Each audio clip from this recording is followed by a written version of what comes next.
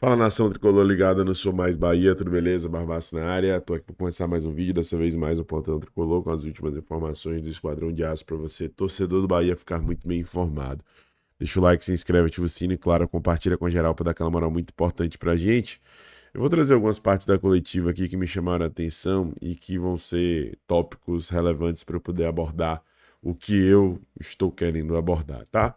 Rogério Ceni falou o seguinte: eu tinha quatro opções para o lugar de Everton Ribeiro: Eric, Caio, Nestor e David Martins. Eram esses quatro jogadores que eu tinha para a função, cada um com uma característica de jogo. O gol cedo muda muito a nossa concepção, porque para mim era muito bola no Ademir. Eric atacava o espaço, bola no kick para o Jean, atacava o espaço e depois Vijar com Juba por trás, lá ele. Como nós saímos com o gol cedo, eles baixaram um pouco mais as linhas e dificultaram para a gente. Aí nós precisávamos de alguém com mais construção. O fato de levar um gol cedo realmente interfere diretamente na conjuntura da equipe. Mas a intenção de colocar Eric, segundo o Rogério, é para poder entregar mais força. E eu não falo só de questão física na força, né? Mas de conseguir preencher espaço, conseguir abrir a lacuna pelos lados do campo para fazer com que os jogadores consigam vir por dentro e de alguma maneira preencher esse espaço que naturalmente seria cedido justamente pelos atletas pelos flancos de muita velocidade. Mas assim, convenhamos, né? Mesmo que o gol no começo interfira um pouco, eu acho que o caminho, entendendo as dificuldades, mas a diferença técnica entre as equipes, era buscar um controle do jogo. Muitas vezes a forma mais adequada de você se defender é você ter a bola. E o Bahia provavelmente teria mais a bola com o Caio Alexandre. Sem a presença de Everton Ribeiro, naturalmente, dependendo de quem substituísse ele, a gente já teria uma queda em nível técnico. Mas a gente tinha que procurar alguém que tentasse diminuir um pouco o tamanho dessa queda. E eu acho que o Alexandre conseguiria fazer isso. Ele desempenhou essa função em muitas oportunidades contra o Fortaleza, lá no Fortaleza, na realidade, né? E aqui no Bahia ele ainda não foi tão utilizado assim. E ele demonstra potencial para isso. É um cara que encontra muito passes entre linhas. Ontem teve um lance bem característico disso. Foi o passe que ele encontrou para Acevedo, que chutou aquela bola que foi na rede pelo lado de fora já na segunda etapa. O Alexandre faz isso com muita facilidade. E se ele faz isso com muita facilidade no meio-campo ou atrás da linha do meio-campo, imagine mais próximo da área. Foi assim que quase saiu o gol. Foi assim que o Bahia passou a se tornar produtivo, ser mais construtor quando o Caio foi acionado ali na metade ainda da primeira etapa. Mas aí, né, não vou dizer que já era tarde demais, mas a montanha para escalar era maior. E, enfim, o Bahia passou um bom tempo depois do gol sem conseguir mostrar uma força de reação e sem conseguir botar essa bola no chão para tentar exercer um controle. Tanto que, no momento em que Caio não está em campo, é o momento que o Bahia mais passa perrengue, que mais sofre. Não só sofre um gol, mas vê o adversário ter outras duas grandes oportunidades. Eu acho que foi um equívoco e eu não estou falando isso como engenharia de obra pronta, porque a gente abordou anteontem na live que fizemos no SMB Live, nosso segundo canal, que talvez a opção mais adequada fosse Caio Alexandre, é, também tendo como possibilidade Nestor. Para mim, a última opção era Eric, não por Eric ser um cara ruim, tanto que ele, né, vem bem nessa temporada fazendo um gol, já tem três e tudo mais, mas porque não se encaixava com o que pediu o jogo, com entrega de dinâmica, com capacidade de ditar ritmo, gerar coesão, e isso daí ele não conseguiu fazer e não vai conseguir porque não é do feitio dele, não é da característica dele. Rogério ainda destacou aí o seguinte: em 2025 o Bahia era um time que dominava muito os adversários na posse de bola, e agora em 2026, no começo da temporada, erra muitos passes. O que tem acontecido com esses atletas que quando você espera um jogo mais cadenciado, acaba errando passes bobos no meio campo ou até mesmo na defesa. Né? Esse na realidade foi o questionamento para Rogério, tá, gente? A Rogério respondeu: eram times distintos. Era muito mais vistoso, logicamente, jogar com o time em 2025, muito mais prazeroso. Eu gosto muito, mas era um time que vinha jogar fora de casa e acabava sofrendo gols. O Caio estava naquele momento fisicamente no ideal. Hoje não se encontra tanto nesse momento, né? Hoje o Jean Lucas também caiu um pouquinho de produção. Não tivemos o Everton.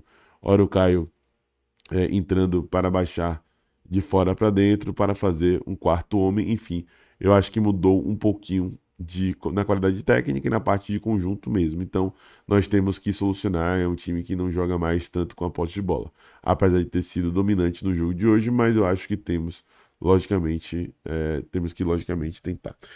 E aí eu quero trazer o outro ponto da minha discussão aqui. Eu destaquei o primeiro tópico com relação à escolha para esse jogo, que seria por Caio Alexandre, justamente por ser esse cara que encontra passes entre linhas e até, de certa maneira, potencializar o jogo dos jogadores que estavam nos extremos ali, nos lados do campo. E aí a análise já vai para além desse jogo, uma análise mais profunda. Não vai ser simples assim que o Bahia vai conseguir encontrar o equilíbrio perfeito do que a gente mesmo idealiza, quer e pediu. Quer ter um time mais forte, competitivo, sólido, consistente, com capacidade de se defender, de ter muita força, de conseguir sobreviver em jogos fora de casa e ao mesmo tempo ter uma qualidade técnica suficiente através do que foi montado na estrutura tática para conseguir ditar ritmo do jogo, tendo a posse de bola, envolvendo o adversário. Encontrar esse equilíbrio não vai ser do dia para a noite. Eu acho que a gente já teve uma resposta positiva vencendo 2 jogos fora de casa no Campeonato Brasileiro da Série A, passando por alguns perrengues nesses jogos, sofrendo em determinado momento desses jogos, mas não vai ser de uma hora para outra agora. A curto prazo, precisamos de respostas, sobretudo dentro de casa, mesmo que seja com o volume, já que esse equilíbrio não vai ser encontrado de uma hora para outra, com o volume a gente precisa dessa resposta. E nesse jogo de volta contra o Rings, temos que ter muito volume desde o começo, de pressionar, encurralar, não deixar respirar e conseguir, unindo muita qualidade, muita força, essa capacidade de conseguir envolver o adversário e, sobretudo, fazer os gols. Então, eu entendo essa nova realidade. Essa nova realidade é proveniente de uma solicitação de nós mesmos, torcedores, e a aplicação disso demanda tempo, tá? E aí vai um terceiro ponto que eu julgo como relevante da gente abordar quando o Rogério Ceni fala especificamente sobre Caio. Falando que pensou muito em Caio no lugar de Everton, mas ele treinou só um dia comigo nessa função, que foi ontem. Eu achei um pouco arriscado começar o jogo com ele, portanto começamos com o Eric. Na hora em que Eric saiu, poderia ter saído também qualquer outro jogador. Não foi uma parte técnica do jogo, o jogo pediu alguém que desse um pouco mais de controle para que essa bola não fosse bater na frente e voltar. E aí está o meu terceiro ponto de crítica, talvez. Variação de jogo, cara. Eu não entendo como o Caio Alexandre, em muitas oportunidades no Fortaleza, jogava como um camisa 8 mais avançado, ou até um camisa 10. E no Bahia ele não chegou a treinar em nenhum momento assim com o Rogério Ceni.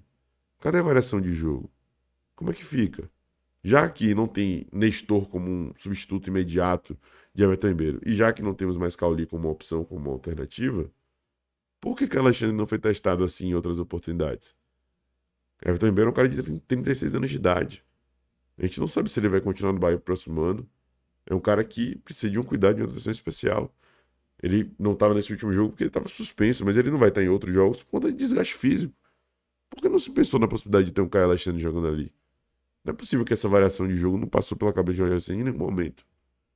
Esse é meu ponto de intriga aqui, incongruência, e talvez da minha principal crítica, né? Buscar essas outras alternativas. Ele está buscando um equilíbrio para poder ter um time mais forte, que dê resposta, sobretudo, fora de casa, e esse é um ponto extremamente relevante de se destacar. Mas e as outras variações, com as peças polivalentes que se tem no plantel? O cara, assim, ele pode jogar mais avançado, ele tem capacidade para isso. Já demonstrou. Por que não foi treinado ele ali? É algo a se pensar, é algo a se analisar e é algo para mim a se corrigir. Ele teve a oportunidade nessa partida, não aproveitou, aproveitou durante, mas já era tarde demais. Bom, o Caio Alexandre se manifestou, inclusive, nas suas redes sociais, falando um pouco sobre essa partida, falando um pouco sobre esse embate, né, sobre esses 2 jogos, 180 minutos no total, e ele falou basicamente o seguinte: nada definido, corrigir os erros e fazer um grande jogo na próxima semana. Na nossa casa, ao lado do nosso torcedor, contamos com o seu apoio, BBMP. Convocação de Caio Alexandre, é uma ordem. Vamos pra cima, é jogo para poder lotar a Fonte Nova. Noite de Libertadores, vamos em busca do resultado. De qualquer jeito, temos condições de buscar esse resultado, tá? Bom, meus amigos, é isso. Esse foi o nosso Plantão Tricolor de hoje. Se gostou, já sabe, deixe seu like, se inscreve, ativa o sininho e compartilha. Um abraço, até a próxima. Eu sou Mais Bahia, eu sou Mário Nordeste. E você?